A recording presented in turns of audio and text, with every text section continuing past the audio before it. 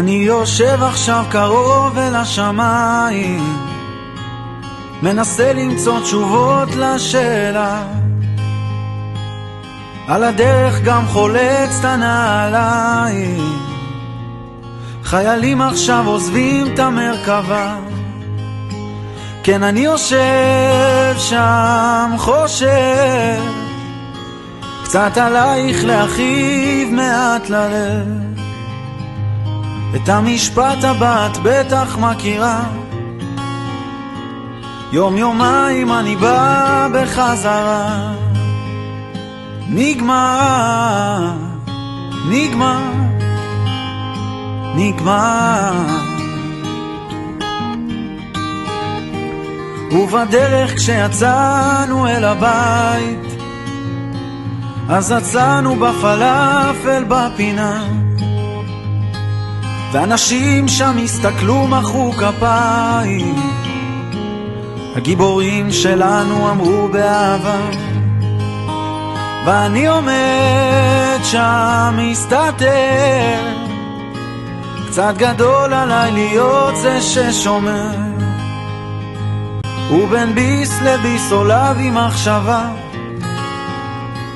לעזאזל כמה גיבורים יש במדינה.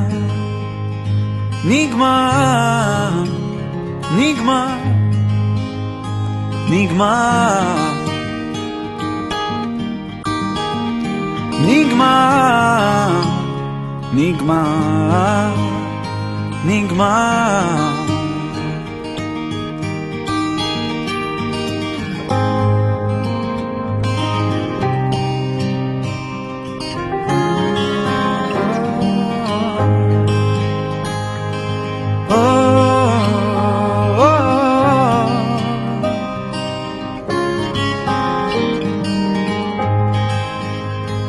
ומאז אפשר למנות כמעט שנתיים, והיום אני עסוק בהשלמה. בעוד רגע כבר אשמע את הכפיים, ואז אצעק בכל כוחי מהבמה. ואם שומעים, אם מקשיבים, עוד אפשר למצוא כאב בין המילים, ומבטיח לא אכתוב על זה יותר, רק בפעם הבאה ששבר. נגמר, נגמר, נגמר,